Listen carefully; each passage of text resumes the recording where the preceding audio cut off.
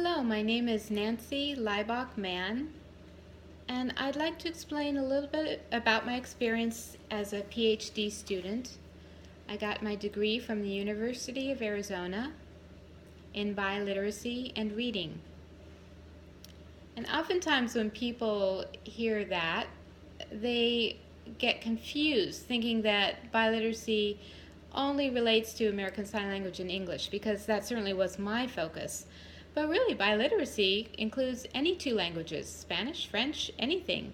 The point being that it's a study of how people learn languages, two languages simultaneously. We had a lot of discussions in our studies and a lot of different perspectives. And the one thing that we could all agree on, that there was the importance of learning as a young child if you want to become fluent in two languages. So if two parents are speaking Spanish and English to their children, sometimes they'll speak in Spanish, sometimes in English, and sometimes they'll develop something called Spanglish, which is a mixture of the two. And that's not an actual language, but it's kind of like a dialect. And there's also a concept of something called motherese, which is the kind of language that a mother develops with her child, just a bond with their child. And that happens in every language throughout the world as well as American Sign Language. I'd like to talk a little bit about biliteracy in deaf children. So bilingual education, often when people hear that in terms of deaf children, they think it's American Sign Language and written English.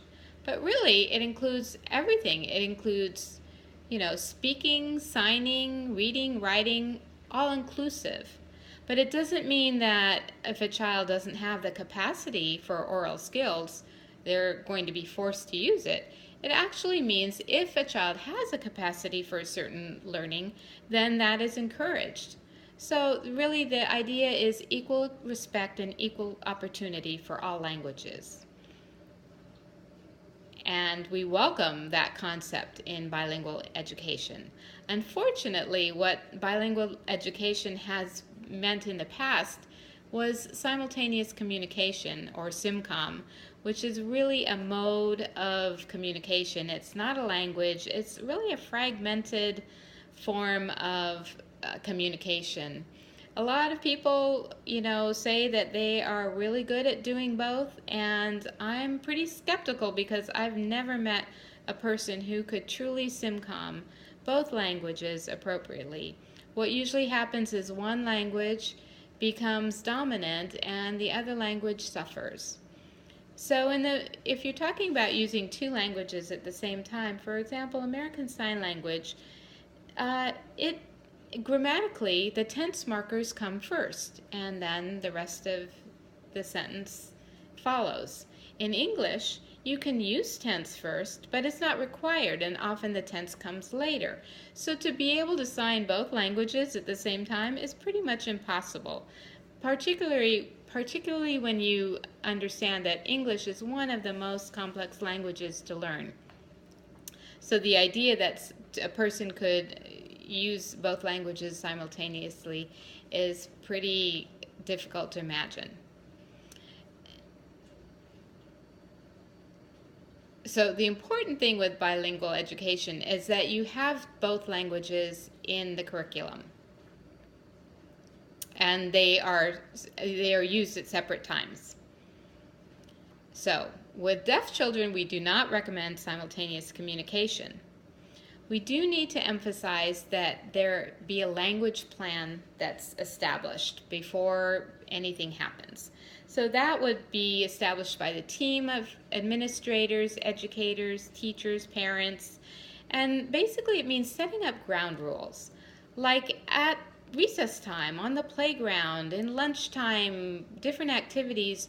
When are the children going to be speaking? When will they be signing? Of course, with deaf children, they'll be signing socially because they're not able to communicate orally. But another idea to bring the English language into the classroom and social settings is by using, I'm going to have to pause it, is by using social media, by using written text such as Facebook and Twitter, capitalizing on signs in the lunchroom, and really taking advantage of the technology that's out there in America, including captioning and anything possible to relate the written word to the sign language as a way to allow the students to become bilingual. One of my favorite stories is when I was doing some research with middle school children. I was researching captioning, and I was trying to understand whether or not vocabulary development could be increased with captioning. And so I took snippets of some TV programs, 30-minute programs, and I made sure that the reading level was age appropriate. So this was 5th or 6th grade reading level. And I devised a list of vocabulary words, and I took 10 words and put them on the sheet and asked the children to fill them out. What did they mean? And then the children would watch the movie with the captions, and at the end, we do a post test, and sure enough, the vocabulary comprehension increased. And afterwards, I would interview the students. We'd have a class discussion about what they had just watched, and we talked about what they thought about the story and, what words might be challenging. We talked about different issues. And one student, I remember this clearly, she raised her hand and said, "What does the word," and she fingerspelled it, "backstabbing" mean? And I was shocked. These are 6th and 7th grade students. They're in a middle school. They use this sign often. But they didn't see the connection between the English word that was on the list and the meaning. So I said, "Well, what do you think? What does it mean?" And they came up with, well, a person who says something bad about another person. But they still were not using the sign for backstabbing, which I had seen them use. So I showed it to them. And they could not believe it. They were shocked with themselves, because they had used that sign all the time. I mean, they're in middle school, and all the drama that happens in middle school. So here was the English word that they now had access to, which would related to the sign that they all knew. So the teacher is really a facilitator, and the teacher doesn't need to be the only one to do that. Their parents, their friends, anyone can, drop a sign language, drop an English word and try to figure out what it means, and make it fun, make it a game, and develop confidence so that they don't have to do it on their own. And they're not going to be able to do it on their own. They need exposure and guidance. And, that's what, like when you think about public school, public education, hearing students get English classes all the time. And so my question is, where is academic ASL? Where is that equality? And so I think it's an interesting discussion that, our community could have a dialogue about that and try to get more exposure for both languages for the student population. Did you have a question? In the classroom, you teach 50% English and 50% ASL. How does that work? Okay, well, let's get back to the language plan. So we have this schedule with times and time blocks set up for all the student activities. But one thing to bear in mind, when the students get to school, at the 1st grade, some of them come with very little signing ability, having come from families with different backgrounds. So the social ASL is going to be a strong part of their education at first, and then will be it'll be more academic ASL, and then more exposure to English, and then written English. So it develops over time. In the beginning, there's not a whole lot of English instruction. There's a lot of socialized ASL and American Sign Language instruction. But as they grow older, that will change, and they'll be having a lot more influence of English. So the importance is that you have the ability to switch back and forth, and the children will intrinsically learn how to do that, how and when to use more social American Sign Language, and how to switch back into English, and vocabulary building, and identifying words. And one thing that we do in the classroom is we, especially with academic ASL, when we're instructing, we start with classifiers, and make it a game, like that. There's an A shape for a classifier, and you can sign the word girl and tomorrow, and we'll write them on the board. So we have the sign language education, but we're also emphasizing English vocabulary at the same time. And so the percentages are different. At the beginning, it's more maybe 80% American Sign Language and 20% English, but later on they'll flip, as vocabulary development in English becomes more important. But the point is, we're always connecting the two languages. We're signing in American Sign Language, the instructions, but we're also writing on the chalkboard and putting up signs and reading, and we have textbooks, obviously in English. And so there's always emphasis on respect for both languages.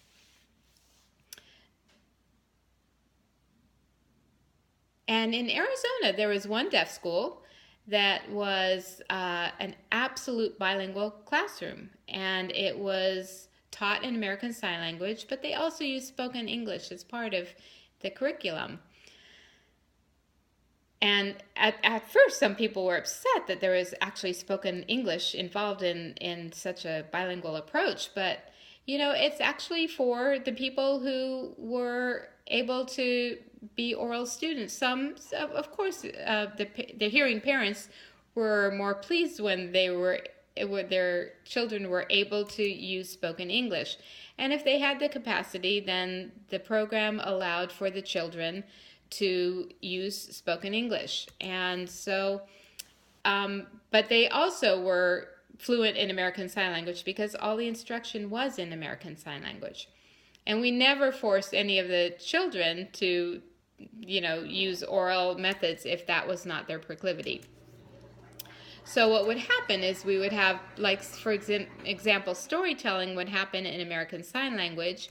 And for the students who could speak, they would go off into another room, and they would, see the same story. They would speak the same story in English, and then they would come back to a math class where we were using American Sign Language. So the importance of that program was the respect for both languages. And we wanted the children to understand this mutual respect at an early age. We did not want anyone thinking one language was better than the other, or the ability to do, to speak or to sign was better than another. We wanted equal access and a positive outlook and respect for both languages.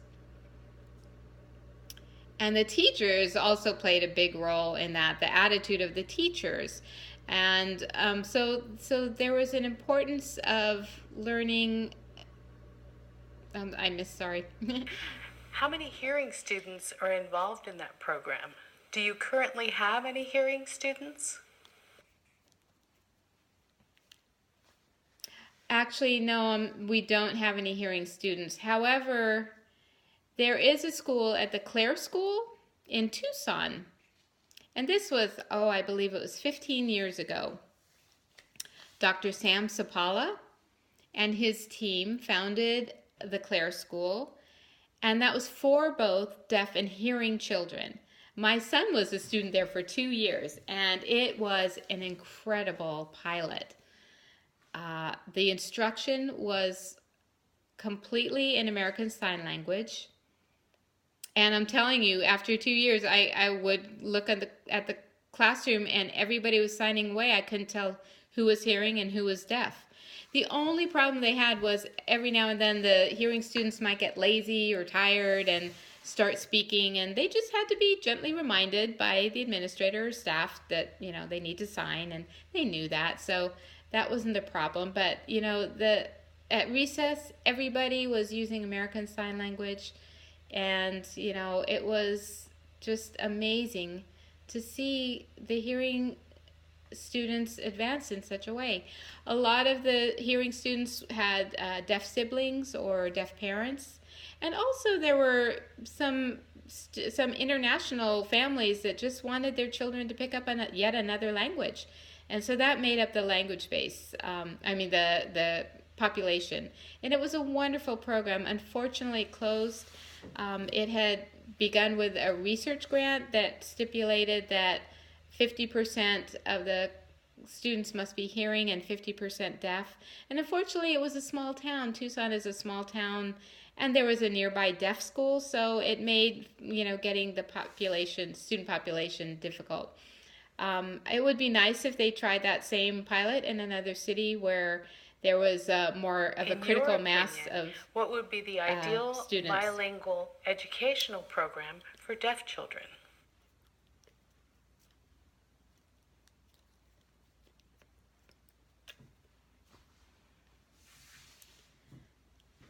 Well, my ideal program would include academic American Sign Language for sure. And everybody in the program would need to be fluent in American Sign Language. You wouldn't want to lose the focus on, what the actual purpose of school is, which is to teach academics. The importance is, it's important that language just be a means to get to the end, which is studies.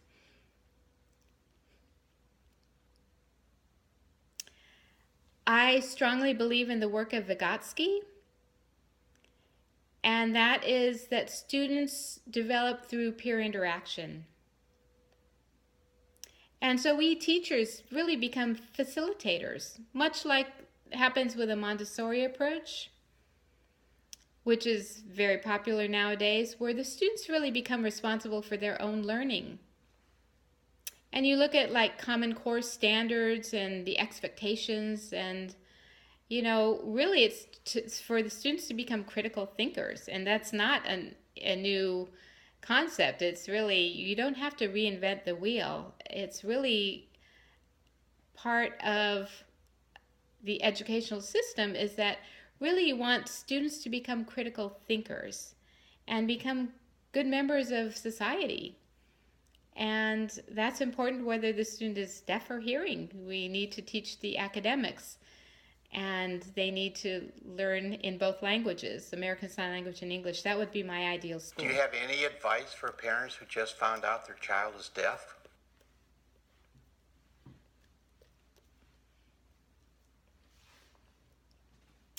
Well, the absolute number one thing I think a parent in that situation should know is their child is their child.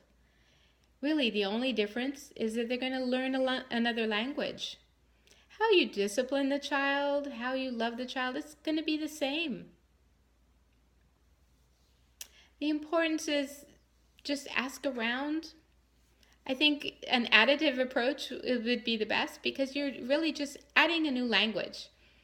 Your child, may or may not learn to speak, but you cannot exclude American Sign Language, because that's going to be part of their culture, part of their life.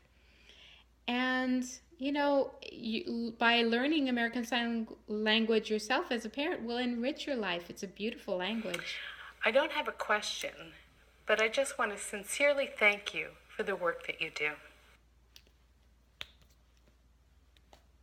You're welcome. Oh my gosh.